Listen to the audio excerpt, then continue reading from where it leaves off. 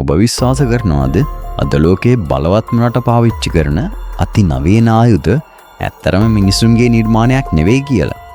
1947 රොස්වෙල් සිද්ධීන් පස්සේ එකපාරටම ලෝකයේ තාක්ෂණය අංශක 180කින් කනපිට හැරෙනවා.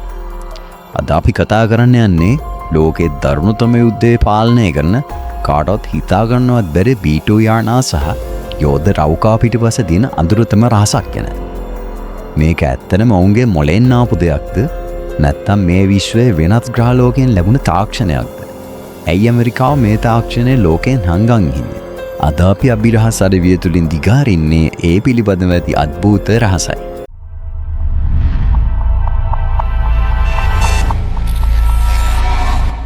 නාසි සම්බන්ධය සහ ඔපරේෂන් පේපර් ක්ලිප් මේ කතාව පටන් ගන්නේ අද ඊයක නෙවෙයි. දෙවන ලෝක යුද්ධ කාලෙම අපි යන්න ඕන. හිට්ලර්ගේ නාසි හමුදාව ළඟ තිබුණා ඩයිග්ලෝග් කියලා අద్භූත පියාඹන යානයක්. යුද්ධය යනුනහම ඇමරිකාව කළේ ඔපරේෂන් පේපර් ක්ලිප් හරහා මේ නාසි විද්‍යාඥයන්ව රාසින්ම ඇමරිකාවට ගෙන්නපු බොහෝ දෙනෙක් විශ්වාස කරනවා මේ නාසි විද්‍යාඥයෝ ඒ කාලෙත් පිටසක්වල ජීවීන් එක්ක සම්බන්ධතාව පැවැත්තුවා කියලා. ඇමරිකාවේ අභ්‍යවකාශ වැඩසටහන් හදපු වර්නර් වොන් බ්‍රවුන් පවා මේ කණ්ඩායමේ හිටියා. ඉතින් ප්‍රශ්නයක් තියෙනවා. ඇමරිකාවේ තාක්ෂණික බීම පටන් ගත්තේ මේ නාසීන් හොයාගත්ත පිටසක්වල දැනුමෙන්ද? වර්තමාන යුද්ධ තත්ත්වය සහ ඇමරිකාවේ බලය අපි ආයෙත් වර්තමානයට එමු. මේ මොහොත වෙනකොටත් ලෝකයේ ඉන්නේ ගිනි ගොඩක් උඩ. මැද පෙරදිග කලාපයේ යුරෝපය වගේම ආසියාවත් යුද බියෙන් ඇලලිලා ඉවරයි. මේ හැම ප්‍රශ්නයක් මැදදීම ලෝකයේ ඕනෑම තැනකට තමන්ගේ බලය පතුරවන්න ඇමරිකාවට ගත වෙන්නේ පැය කීපයක් විතරයි. අනිත් රටවල් තාමත් පරණ තුවක්කු පරණ යුද්ධ ටැංකි පාවිච්චි කරද්දී ඇමරිකාව පාවිච්චි කරන්නේ විද්‍යා ප්‍රබන්ධ චිත්‍රපටවල වගේ ආයුධ. චීනය සහ රුසියාව කොච්චර දැඟලුවත් ඇමරිකාවේ ගුවන් බලයට අභියෝග කරන්න කාටවත්ම බැරි වෙලා තියෙනවා. හිතලා බලන්න.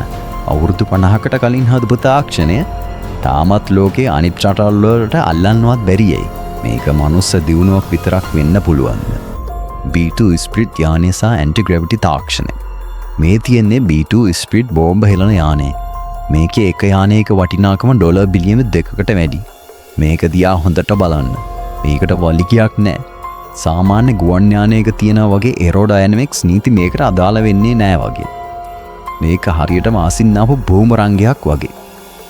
විද්‍යාඥයන් සැක කරනවා යානේ පියාසර කරන්න පාවිච්චි කරන්න සාමාන්‍ය ජෙට් එන්ජිමක් විතරක් නෙවෙයි කියලා. මේක මොතු පිට තියෙන විශේෂ ආලේපනය සහ මේකේ හැඩය නිසා ඇන්ටි-ග්‍රැවිටි එහෙම නැත්නම් ගුරුත්වාකර්ෂණ විකර්ෂණය කරන තාක්ෂණයක් ක්‍රියාත්මක වෙනවා කියලා. ඒ නිසා තමයි මේක රේඩාර් වලට අහු වෙන්නේ නැත්තේ. හරියටම අපි අර නිදහසේ ආසේ දකින UFO යාන අතුරුදහන් වෙනවා වගේමයි.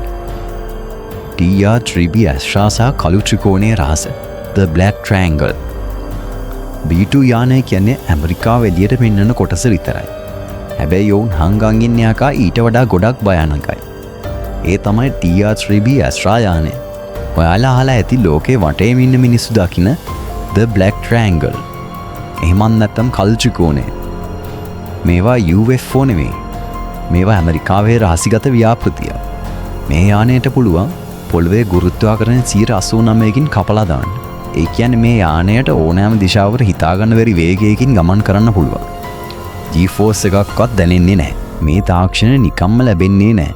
මේක අනිවාර්යෙන්ම 1947 රොස්වෙල් වලට කඩාවැටුණු යානය රිවර්ස් ඉන්ජිනියර් කරලා හොයාගත්තු තාක්ෂණයක් කියලා තමයි සැලකෙන්නේ.